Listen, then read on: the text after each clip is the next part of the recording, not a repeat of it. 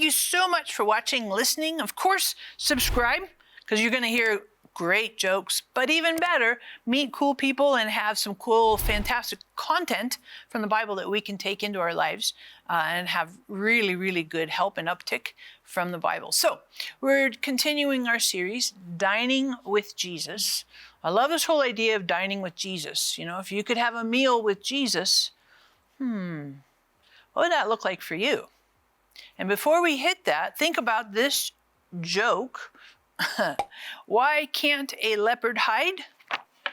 Because he's always spotted. You're like, that's just really stupid. Of course it is, but now we have this amazing content, dining with Jesus. So if you could have any meal with Jesus, any time with Jesus, food, and it's kind of fun to think about that, you know, what would you eat? If you were going to fix Jesus a meal, what would you fix him? What would you, and just think, and where would I like to eat? Do I want to, and all these different ideas, nuances, coffee. I think coffee or tea with Jesus, yes, please. All of that's fantastic. Well, today we're going to talk about, and I like this, I call this the first breakfast. Last week we did the Last Supper, and now we're doing the first breakfast. We read about this in John 21. It's the first breakfast that Jesus has with his disciples after he is risen from the dead.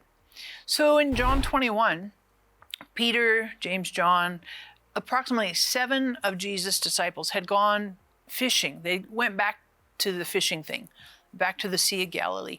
And just so you know, that distance from Jerusalem to the Sea of Galilee, it wasn't like a hop, skip, and a jump, especially back then, because they pretty much just walked everywhere. So this was a little bit of a journey. It took several hours, if not, a day or two to go back between Jerusalem and Galilee. Anyways, the disciples head back, and they're fishing, and it's interesting because it's reflective in some respects of when Jesus first met them at the Sea of Galilee. You can read about that in Luke 5. And they're out fishing, and a dude from the shore says, "Hey, did you catch anything?" "No, we haven't caught anything." It's in the morning, early morning. And the dude on the shore says, "Throw your nets on the other side." They do, and they get this giant haul of fish. And one of the disciples, probably John, says to Peter, "It's the Lord." Peter jumps in the water. Okay, this is cold water in the morning, and he swims to Jesus. And I love what you see that happens here is so, so powerful, because Jesus was the dude on the shore. "Hey, did you catch any fish?" He's the dude on the shore, and he's got breakfast cooking and waiting for these disciples. And I just think that is so, so powerful. They have been through this horrific experience of Jesus getting crucified, crucifixion. They've been through this, like, what happened? Jesus raises from the dead. Now what? I mean, there's a lot of questions and uncertainty, and what do we do? And I think fishing was a familiar context for these particular disciples. So I think it was a little bit of a grounding to them. But Jesus is on the shore, and he's got breakfast waiting for them. Fish and bread. A warm campfire, if you will. And they've been fishing all night, so they've worked hard, physical labor. You know that they're hungry and they're tired. And they come and they know it's Jesus. The miracle catch a fish reflects what happened to them the first time in Luke 5. And Jesus has breakfast waiting for them, a meal in and of itself, along with Jesus. I think it's so, so powerful, such a powerful thing to sit and think about, to consider. Breakfast with Jesus. And I think, I don't know about you, but for me, some of that is so appealing, because when I wake up in the morning, it's kind of my freshest time of the day.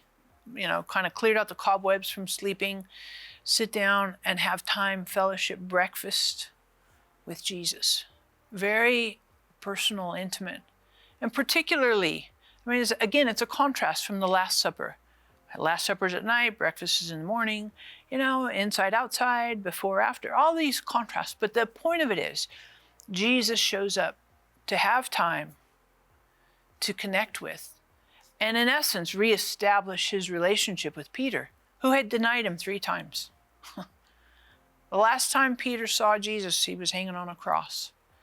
And now he comes. And Peter felt tremendous guilt, felt horrible, because he walked away. He betrayed Jesus. But now here Jesus has made him breakfast. Jesus shows up in your brokenness, shows up in your failures, shows up in your questions, your frustration. You might be angry, you might be hurt. Jesus still shows up.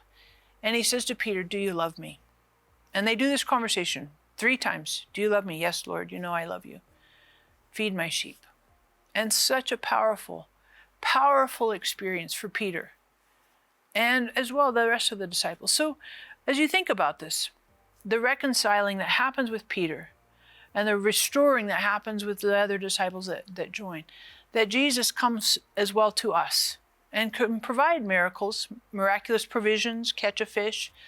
But I think the most important agenda on Jesus' heart is his relationship with you and connecting with you, regardless of what you've gone through or what has happened, that Jesus shows up to maintain, reconcile, and keep the connection with you. So thank you for subscribing. Of course, like this. It was really powerful. Hit the notification bell right there. We'll keep you posted when we put up new content. And here's a question for you to answer here in the comments.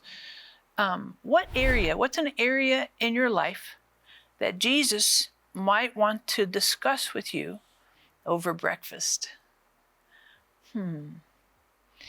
I think that's a really, really interesting thing to think about. What area in your life would Jesus like to discuss with you over breakfast? So just put that in the comments, and then we'll catch up with you next week. Thanks so much.